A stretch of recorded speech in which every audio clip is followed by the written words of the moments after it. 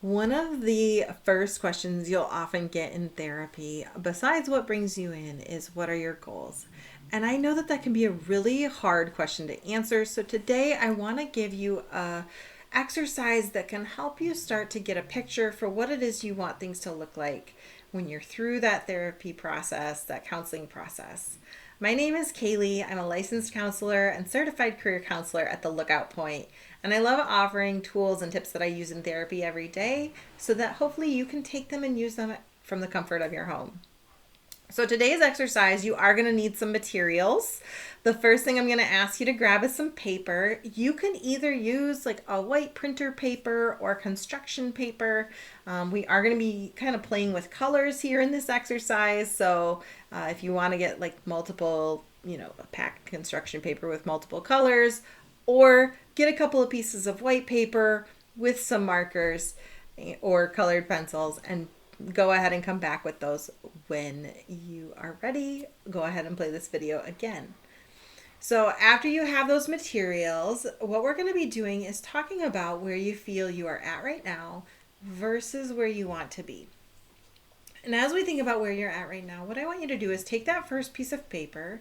If you're using construction paper, pick a color for your base color and just take that paper and put it down in front of you and ask yourself the question, what characteristics or qualities or words would I use to describe myself? I know that this may feel a little bit hard and you may only be able to come up with one or two things, but go ahead and try. Like, what is one thing that I can use to describe myself? Maybe you say that you're a good friend, or you're funny, or maybe you say that you are really smart, or you're good at a certain subject. Whatever that quality is, whatever that characteristic is, I want you to pick a color, either a color, that you're going to use to draw or a color of paper, and you're going to put on this base paper a size representing how much of who you are is represented by that quality. So let's say that you say you're a good friend, but you feel like it's pretty small, that you're only a good friend to like one or two people, and then you feel like everybody else you struggle. Then maybe that's a really tiny piece of color on that paper. That is okay. This is not something I want you to judge negatively. It is kind of focusing on the facts of where things are now. We'll get to where you want to be in a few moments. Keep asking yourself that question. What is one thing that I can say about myself, a quality, a characteristic, or even a strength? If you're struggling to find answers for that, think about people in your life and what they've said about you. Maybe somebody else has told you you're a good friend, or that you're easy to talk to, or you're trustworthy. If you've had other people give those words, do the same thing. Choose a color and put on that base paper the size representing how much of that quality is a part of who you are now. Once you reach a point where you do not know any other answers, you feel like it's complete, go ahead and set that first paper aside and get out the second one. The second one is going to represent your ideal self. Now, your ideal self is going to look at those qualities or their characteristics that you want within yourself. You may say, I don't really care about being a good friend, which sounds really funny, but I really want to be confident. And so you get a color representing that confidence and you put it on the paper.